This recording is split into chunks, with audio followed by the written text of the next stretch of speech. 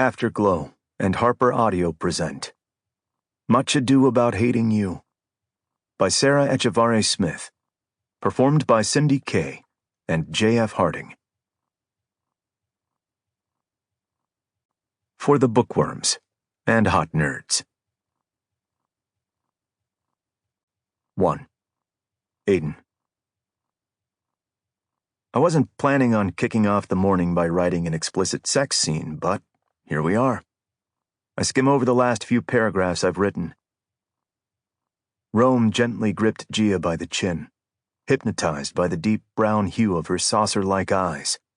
The heavenly feel of her hot skin pressed against his body was enough to make him come right here, right now. But no way was that going to happen. He tensed his legs, focusing on the burn in his quads as he held his position above Gia. And then he gritted his teeth so hard, a sharp pain jolted through the back of his skull. That heat and pressure building inside of him started to fade. Good. He needed this pain, this distraction, so he could last longer. He wanted to last as long as he could for her. "Are you sure this is a good idea? Us together, like this?" Gia asked. Her hot breath ghosted over Rome's lips as she traced a finger along his bottom lip. He closed his eyes and licked his lips right as she pulled her hand away, savoring the faint, sweet taste of her. And then he thrust inside of her, slow at first. The steady, measured movement was enough for her head to fall back as she let out a breathy moan. "No, Gia. This is a terrible fucking idea." Rome tangled his fingers through her hair, her pants and moans of ecstasy spurring him on. His thrusts turned faster, harder, more desperate. Judging by the way Gia dug her fingernails into his back and screamed his name over and over, she fucking loved it. Once more, Rome gripped Gia's chin to get her to look at him. Her eyes were cloudy with arousal. "Our families are sworn enemies. Your father's got a bounty on my head. But I don't fucking care. I love you, Gia. I'd gladly lose my head for one night with you." Loosening my tie and clearing my throat, I'm grateful that Jason has gone on a coffee run instead of here in our shared office. Damn, that was pretty hot. Not bad for a super nerd who looks the exact opposite of what you'd picture when you hear the words erotic fanfic writer. I catch my reflection in the framed glossy artwork hanging on the wall opposite me. I take in my thick-rimmed glasses and how rumpled this button-up dress shirt is, and how it makes me look like a grandpa.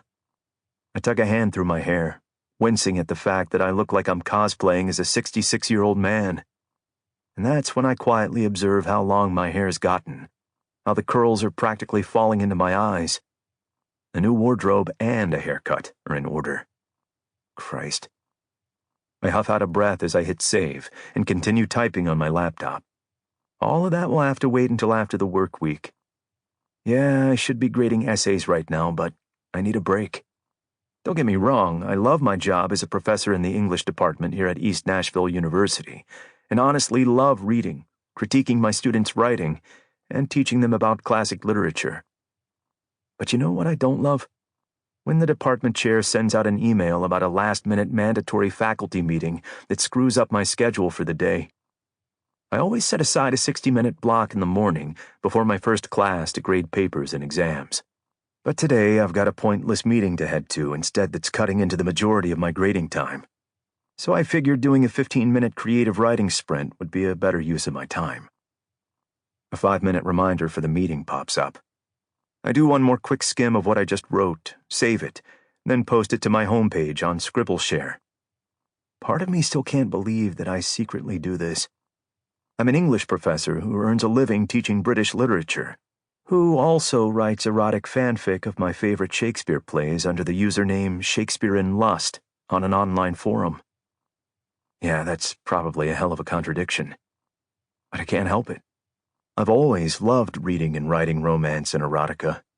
And if the academia types that I'm constantly around weren't so judgmental about that genre, I'd happily talk about it. But it didn't take me long to figure out that sexy romance is looked down upon in my field. Pretty messed up when you think about it, actually. My fellow professionals have no issue championing violent and depressing literature, but the second they read something Sample complete. Ready to continue?